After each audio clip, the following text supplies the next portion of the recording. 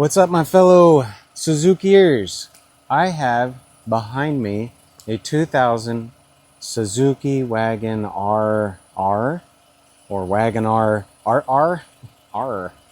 Yeah, so I recently I just picked it up today. I won it in auctions a few months ago. Long story short, it was 25 years old in August, and I bought it back in June, so I had to wait a couple months and blah blah blah, but it is now legal, 25 years old. It is here, and I am just so stoked on this thing, and I have so many goodies for it: stabilizer bars and ECU, lowering springs. We're gonna get crazy with this thing, but first things first, we're going to change the oil. So I'm just going to kind of document everything on this, just so there is, at some point, if I want to sell it, you can see that everything was done. I mean, ignition tune-up's going to be done, coil packs, filters, everything that I can change that I have. Bushings, I'm going to try to do it all. So here we are. We're going to do an oil change on this. It is a K6A, just like a Suzuki Jimny. It is timing chain, so no timing belt, it's a timing chain. So a little more stronger of an engine, turbocharged. There's our little baby intercooler and our hood scoop, very small. But yeah, so we're going to start off with an oil change. I got my PIAA magnetic oil filters that I sell from Japan. I also have a new drain plug. I have new drain plug washers. Yeah, I got all kinds of fun stuff. Thermostat, my HKS spark plugs, and new coil packs. So we're just gonna do it all because we can. I even got a new cam positioning sensor because why? It was cheap and we might as well we'll just replace stuff. So anyways, I'm letting it warm up right now. I did run some seafoam in the engine, so that's gonna kind of help get it a little bit cleaner. So it's going to run for about 20 minutes and then we'll change the oil. It is extremely easy. I'll show you real quick. Here's our oil fill. Here's our dipstick. Our oil filter is right there. It don't get much easier than that. And our drain plug is probably on the back side. So changing the oil on this thing is going to be an absolute breeze. I did get a valve cover gasket, so we're going to do a new valve cover gasket because it has a leak down. So it's either that or the oil filter was loose. But man, like I said, I'm going to go over this thing. I'm going to go over this thing a little bit more in detail in other videos. Peepees. Okay, so it's been idling for probably a good 10-15 minutes. So let's jack up the front end and drop the oil out of it. All right, so you can jack up your Suzuki Wagon R right in the front. There's a lift point right there. Just looks like a nipple. So you can jack it up from there, put your jack stands under it. And the drain plug should be a 17 millimeter. Okay, so if you jack it up from the front, it will give you a nice slope. This is one of the easiest ones for sure. I mean, the Suzuki Jimny is pretty simple as well. It's just like, bam, right there. All right, so let's get that off. Yep, 17, okay. I got my handy dandy drain plug remover tool so I don't get oil all over me. It's pretty clean looking oil, but hey, we're gonna change it. So I do have a new drain plug and crush washer, so we will just throw that one out. We are gonna start fresh with everything. Let's get that drained. And while that's draining, and like I said, it's on the back of the oil pan, so if you slope up the front, you're gonna get most of the oil out. So it's always best to have your drain pan at the lowest point of it slanted, obviously, because there's still a lot of oil that will hang out in some oil pans. So it's best to try to get all of it out if possible. It even has an OEM Suzuki oil filter, so hey, I had a feeling these elderly folk were gonna probably be taking good care of this car, so that's awesome. So let's go ahead and get this off. Yeah, that oil was a good color, so that makes me happy. All right, so we're gonna let that finish draining for a little bit. I'm gonna clean up. All right, so I'm actually gonna run a slightly bigger oil filter because we have the room to do it. This is a filter for the Honda Acti, and so it is slightly longer, slightly bigger. So doesn't hurt, just a little more filter volume. It's got a magnet in it, so let's go ahead and put that up. Put that on there. Make sure it's nice and tight. That's on there nice and tight.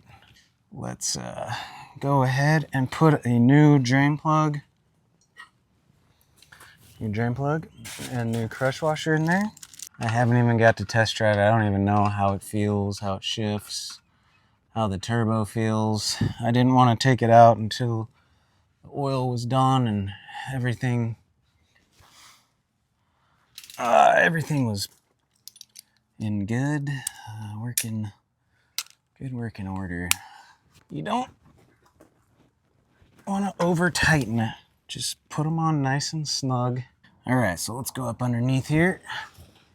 So like I said, that oil filter could not get in an easier location. Right in front, and then our drain plug is right there on the back. So like I said, slope, lift up the front as high as you can, leave the back down so you get the nice slope on the drain pan, oil pan, so you can get it completely drained out. There's our new oil filter, the Z8-M. This is typically for the Honda Acti, slightly longer, same diameter, slightly longer, so a little more filter capabilities in that guy. Seems like everything under here is just like stupid clean, like no rust. Like no, transmission looks like there's nothing leaking. Our exhaust is clean, like not rusting. The underbody is clean. There's one.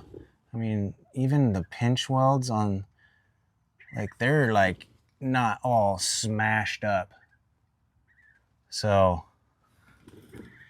man, this thing is in like amazing condition. I mean, the brake rotors, smooth. There's no like ridges or nothing. I am so happy with this thing. Where'd the peepees go? There they are. They're just hanging out.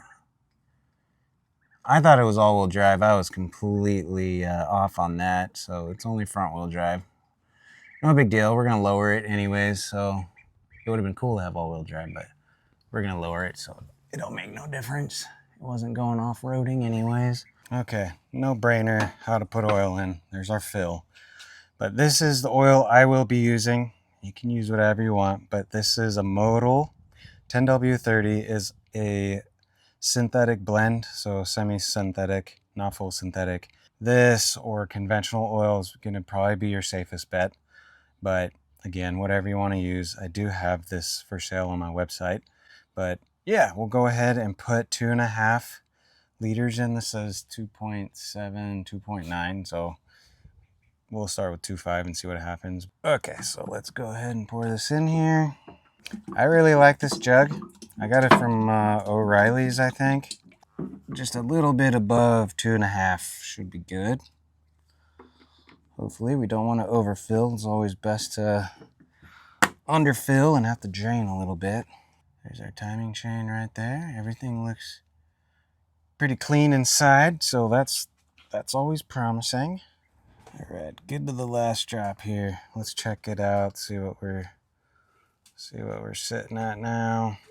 You typically want about a half a liter over on your dipstick. If you're a half a liter over, it will drop down to full. Okay, so here's our dipstick. I'll kind of show you what I'm talking about. So you have your marks here. You got full and you got low. This gap between full and low is 1 liter. So if you're, halfway, then you're going to add half a liter. If you're down to the low, then you're going to add 1 liter. So we typically want to be, half a liter-ish over the top mark when we check it right now. Let's see where we're at. Okay, so we're actually at full right now. So when we start it, it's gonna drop. We'll see how much it drops, and then we'll add accordingly. So let's go ahead and start it. Man, I'm gonna clean this engine up. Okay, so let's see where we're at. We're probably gonna be under like half a liter, I'm guessing. Yeah, so we're about half. So we gotta add half a liter. So this one, with that oil filter, I would say is close to 2.9 liters versus typically 2.5. That's why it's always good to check. Even though I'll do 2.5 liters on, like, say, a sandbar and it's perfect every time, it's always good to check because you never know. Especially with that bigger oil filter, it will hold a tiny bit more oil. And we are right there, right at the full. So it was about 2.9 liters. I'd say close to 2.9 liters. Just under 3 liters is perfect for this particular engine and that oil filter. So oil change is done. I think that's all I'm going to do right now is the oil change. Oil change will be the end of that, and then I'll do air filter, coil packs, spark plugs. I think there's a cabin filter, and then we'll do a cabin filter. But I really, really want to take this thing for a test drive because I have not even been able to drive it. I just rolled it off the trailer back to the pad and started checking stuff out. So thanks for watching, guys. If you got a Suzuki Spaduki, let's try that again. If you guys have a Suzuki Wagon R, particularly a 2000, that should help you. And I'm going to do a ton of videos on it. So if you have one and you need to service it and you're not really sure what and where and what to do and all that good stuff, I'm going to be your guy.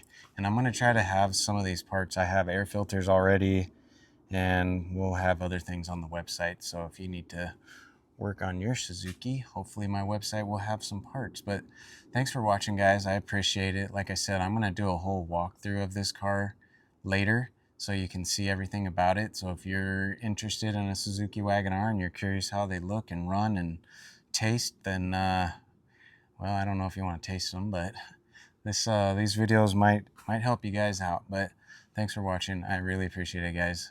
Like, subscribe if you'd like to. Get notified when I start posting more videos on this, and I will see you guys on the next one.